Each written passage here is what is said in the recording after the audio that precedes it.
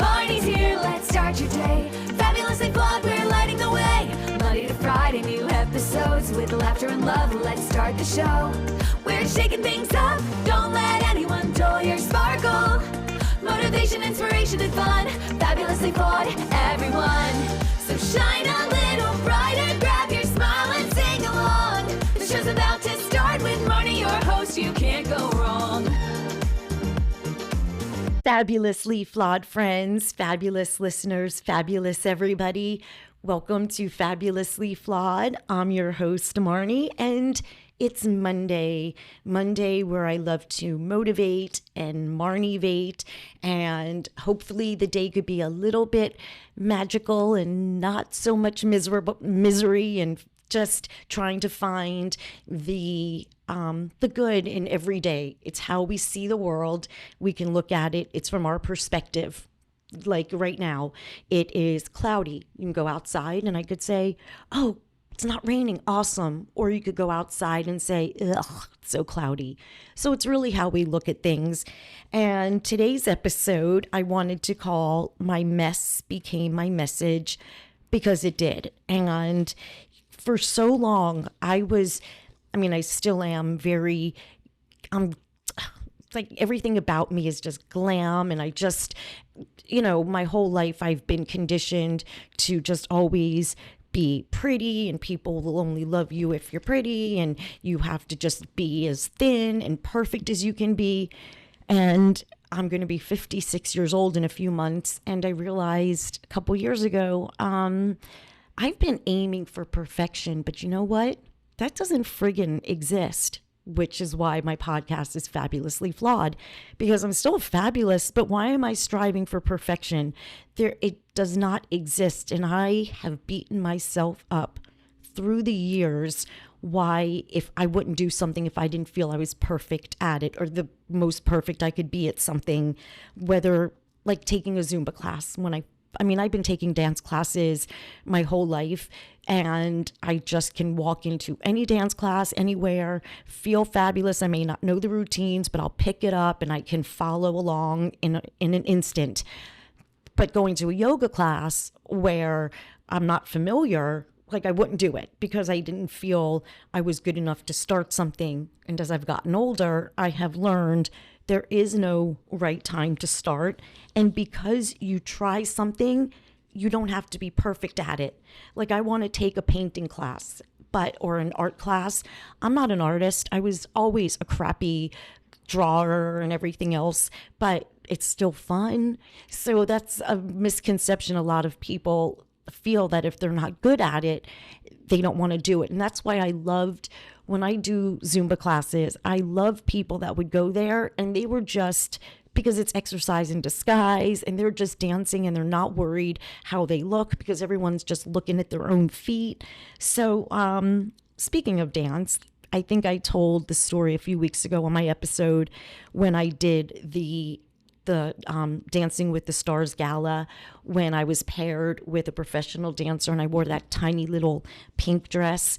That was 13 years ago today. And up until maybe like 5 years ago or 4 years ago, that night was just my claim for validation. Like if anybody I knew, I was like, "Did you ever hear of the Miami All-Stars? Oh, you did? Watch this video."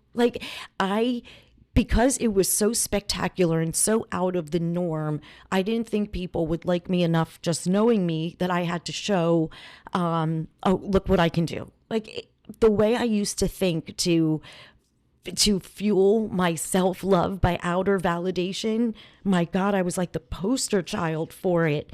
And again, it's taken me 55 years basically to get to where I am. But I don't want any of you guys spending your life feeling that you are not worthy, and only when you get that house, that job, that figure, that new car, that new career, then you'll be happy. That doesn't work that way. I promise you, from 100%, from my head to toe, it doesn't work that way. You can only be happy when you're happy with yourself, with whatever outcome comes your way, and you are just in this place of peace. then the things you get will matter so much, because you will have instant gratification. Sure, get a new car, show off, your convertible BMW and driving through the neighborhood and people saying, wow, did you see Susan's car or whatever? Okay. You think that people care. No, but for you, for that moment of validation, it's everything. But now you're going back home and the car's in the garage. How do you feel? Same as you did before you got the car. So all of these things that we use, it's like putting a Band-Aid on a bullet wound or a bullet hole. Thank you, Taylor Swift. And when I say that my mess became my message, I didn't know what was wrong with me until I was 47 years old. I lived with rejection my whole life. My biological father, my adopted father, my mother, stepfathers, my aunt, my uncles, my brother, everybody disowned me for no reason other than I was just alive. Seriously. And my existence, my aunt didn't want children, having to be left with me at 17 years old. She didn't want me. So my whole life have just been trying to survive, I guess, and finding and living my whole life to please everybody, because I didn't want anybody not to love me or to like me. But it never occurred to love myself. Never occurred to me.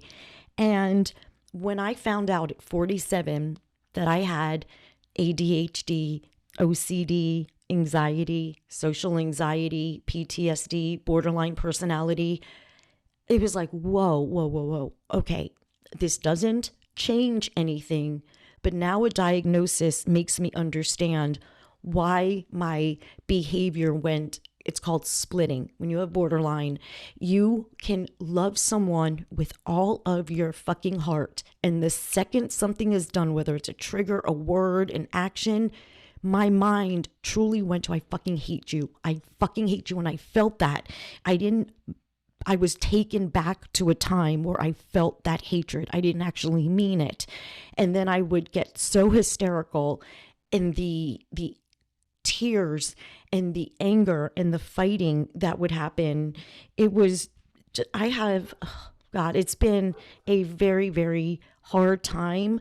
And I think that's why autoimmune disorder month is something that needs to be talked about as well. Walking around with all of that trauma for my entire life and storing it, my brain may not have remembered everything, but my body did. So a year after getting diagnosed with all my mental health conditions at 47, I went to the hospital I was passing out from severe pains on my side. I don't know what was happening. All I know is that I was laying in the hospital bed with morphine, and the doctor, I was just like, oh, hey, Dr. Goldman, because his name was Dr. Goldman, and feeling much better. And he said, okay, just please make sure you go to see a hematologist after this. And I'm like, okay, whatever. I'm feeling much better now. I can go home.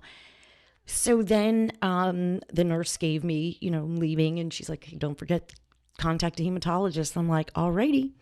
Now I go home, and Dr. Goldman calls me again, and he's like, I'm just following up to make sure you call. And I'm like, Dr. Goldman, I appreciate your concern, but why are you so concerned? And he said, to be frank, it might be cancer. What? Excuse me? My white blood count was so high that it turned out that I did have chronic lymphocytic leukemia. And that, I know, was, I am going to say 99.9% factual, that walking around of 48 years with trauma from birth that was never addressed, that just lived in me, just caused me to have chronic lymphocytic leukemia. And by the grace of God, thank you, God, with every fiber in my being, I am on something called watch and wait. I did not need treatment. I do not need treatment as of now. I mean, I've had it since 2018, and who knows how long before that. It was a blood test that found it out. And actually, ironically, 5 years ago to the day, because I just looked at my Facebook memories, I had I was living by myself in Jacksonville. I've talked about the horror. My family was scattered. I was divorced. It was just the most suicidal ideation, worst time of my life. And my lymph node, I think because of the amount of stress and horror I was under, my lymph node swelled up to like the size of a tennis ball. I mean, it was huge. And I had to go to a cancer institute in Jacksonville, and it was PET scans and biopsies. And they said, now you have stage 1 leukemia. I'm like, okay, I can't handle any more on my plate. I've had too many diagnoses. I can't go through this.